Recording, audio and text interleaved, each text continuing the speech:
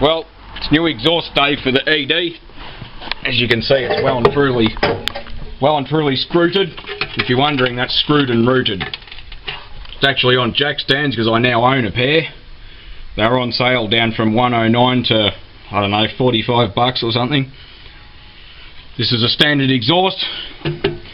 This rear muffler, as people call it, is a resonator, and it's to attenuate certain frequencies between X and Y hertz, for example. If I go up to this part of it, this is the main muffler. This is just what it's pretty much the same as the muffler on my video, what's inside a standard muffler. Then as we go up to the front section, we've got another resonator, which is obviously designed to attenuate a different range of frequencies. You can see it's a different size. It's a different size and width and all the rest of that. And that flange goes up to the catalytic converter. So you can see this one's a different size to that other front one, so it's designed to attenuate different wavelengths. Also note that the standard exhausts are press bent. I don't know how well you're going to see it, but you can see that the bend is quite sharp. Also, the diameter of the pipe reduces where the bends are. This is the 2-inch, I think it is, diameter. Then when you get to the bend, it's actually less. So I don't know if you can see that. Not a very good way of showing you, but we go up to the new exhaust that's going to go on it. Here's what it is. It's what we call a straight-through muffler or a sports exhaust. It's all mandrel bent. And you can see the same bends, which are these ones here. They follow the same diameter as the pipe up here, so yeah, it's quite nicely made. It's actually cheaper to buy a sports exhaust than a standard exhaust system, because as you can see, there's a lot less to it. Normally there'd be the resonator here. You know, that's not there. In this case, this is also a 2.5-inch system. To demonstrate that it is in fact a straight through system, I've got this little dog rocket, bit of crap, whatever it is. I'm going to pass it all the way through. You can see that it's in my hand. I can't see through the LCD because the sun's kind of shining on it. Basically, all the way through. So the standard muffler, if you did that, you'd have a rattle for the rest of its life, because the standard one's got the 2 pipes that sort of come in like that, and the bit of crap would just end up in the muffler. So I don't know if you're going to be able to see what's actually in it, but if I can get it on the right angle, I'll move it back a bit, might be worth showing you what's in it.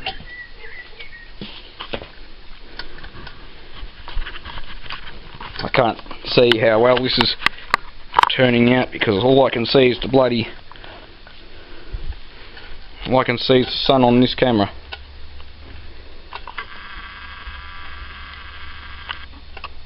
The camera screen wasn't so dirty.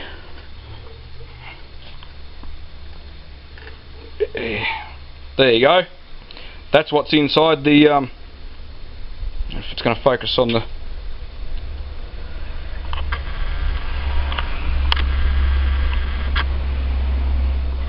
and keep still long enough.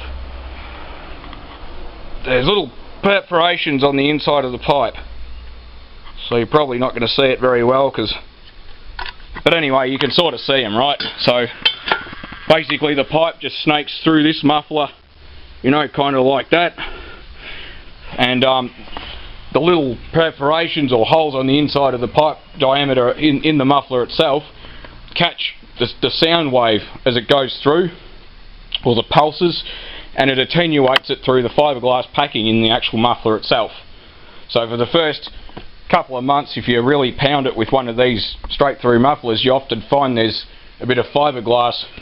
You can see it in the tip of the exhaust, just, you know, shiny flecks in the sunlight. It's pretty normal. The muffler beds in. They will change note slightly. They'll start out quieter and get a little bit louder. So I'm not going to do a how-to video, but I mean, these sleeve joints are a pain to get apart, so the easiest way is with one of these. Always wear ear protection and eye protection, especially if you're inexperienced. Eye protection even if you are experienced, but these thin cutting discs are quite a lot safer than the standard old thick ones, because if one of these shatters, it's not a really big deal.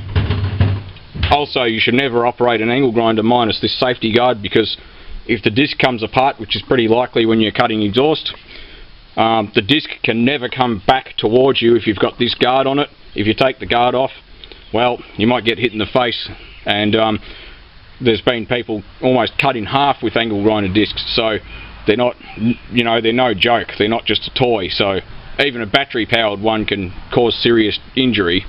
So I'm not even going to bother undoing the clamp on this muffler. All I'm going to do is just chop it straight through with the angle grinder. Be aware that underneath the car there's a petrol tank. Should there be any leaks or vapour leaks, the chances are you're probably going to end up with a big fireball under there, so you really should have a fire extinguisher handy, but I don't have one. But at a minimum we've got a garden hose, which won't do you much good if you've got petrol on fire. But just be aware of the safety. You should never get under a car unless it's supported by jack stands securely and correctly. So anyway, I'm not going to bother showing the process, but you know, a couple of tips is just make sure the flange there is nice and clean. Where the exhaust mates up to it, you can't see much. Just give it a sand or a scrape. That one's pretty good anyway. This is its mating flange that gasket's in place still, actually. And this is the outlet from the catalytic converter.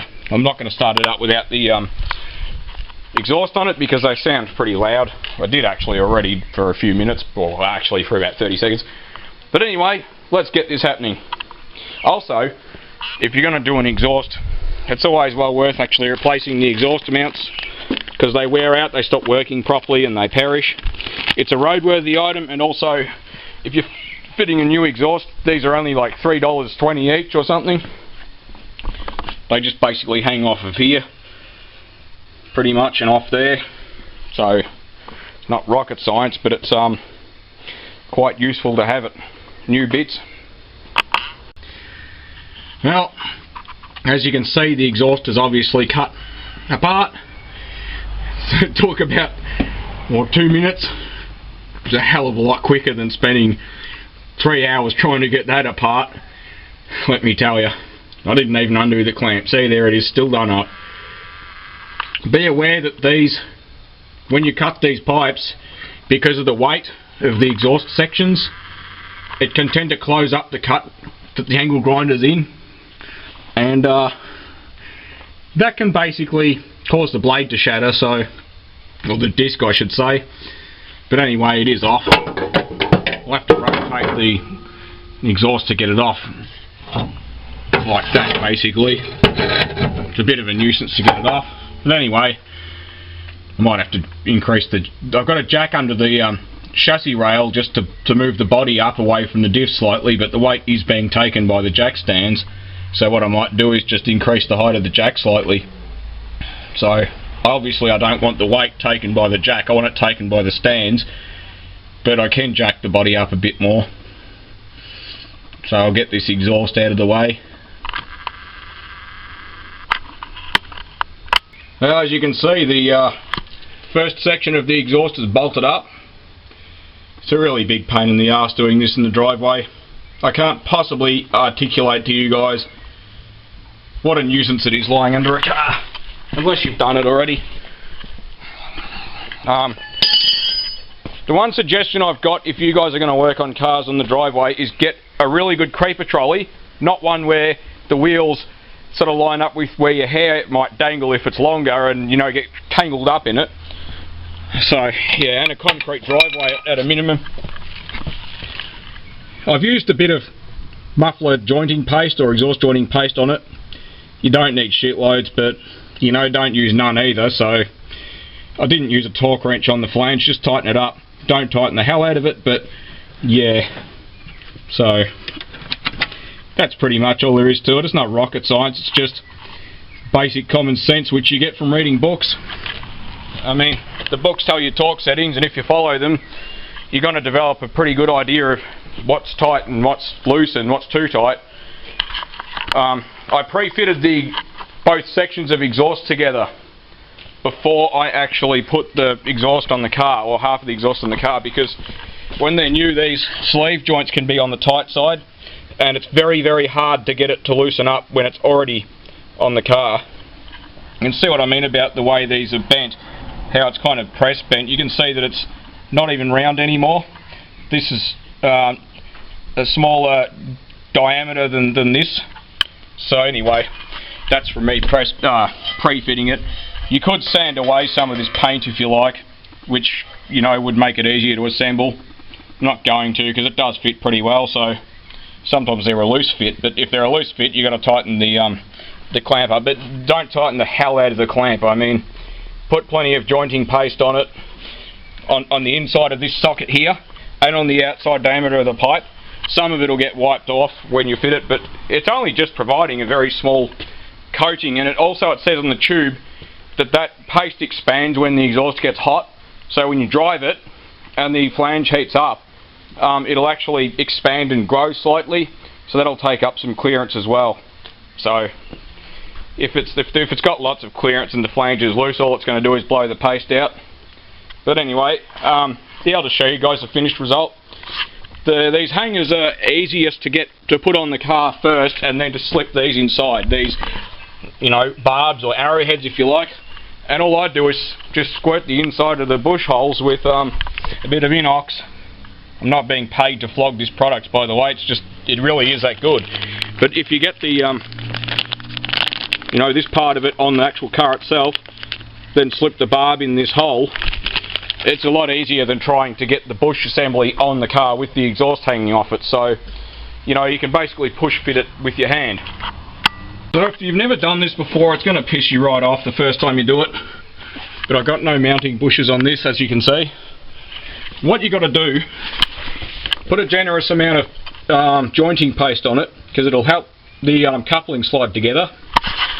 Start with this mounting bush attached. And I didn't actually stick it through its correct hole. What I did was, I stuck this part just through this bit here, just to kind of pull it up. You'll need to do that so you can get the pipe started in the first place because of this curve. You can see by the rub marks on it where it rubbed on the diff on the way over. Once you got it started, you know, sort of just a few mil in, drop the mounting bush, and then the muffler assembly will drop down, the pipe will clear all this crap, and then you'll actually get it in. So then what you got to do is get all the mounting bushes in place, tighten the clamp up last, because you've got to set your bumper to exhaust clearance. So I'll get out of here and show you what I'm talking about. If you rotate this pipe assembly, this clearance changes between the top surface of this exhaust and the bumper here. If it's wrong, it'll just melt the bumper, so it'll look really stupid. So it's pretty important to get it right, show a bit of pride in your work and all the rest of that. So I'm going to get it finished, then I'm going to start it up, then I'm going to have a shower and a beer, possibly simultaneously. So everything's done except the U-clamp or bracket. Now you can see what I mean by clearance. This is lined up pretty well, this camera, with the cutout for the exhaust. And you can pretty plainly see that it's not right. So I'm going to push it back into the muffler as far as I can to make sure I've got enough engagement of the sleeve joint or socket, and then I'm going to rotate it so this is up further, because this will come around like that. And what I'm looking for is even clearance all around the cutout on the bumper. So if I line up the camera, sort of bastardize it, I'm looking for it to look like that. So obviously it doesn't look like that right now. So I'm going to do everything, then I'm going to show you guys the end result. Well, this is better, as you can see. It's pretty well dead even. It's not bad. The clamp's tightened up. I would be driving it gently to get the paste hot and cook it before you actually flog it, because the paste is a lubricant, because it's paste, it's wet, and it might cause the exhaust to shift slightly. So I'm going to hand the camera over to my lovely assistant. Are the keys out here? No. It's alright. Oh well, I'll hand it over to my lovely assistant and then I'll get the keys and start it. Yep. Alrighty, now let's give it a start and hear what it sounds like.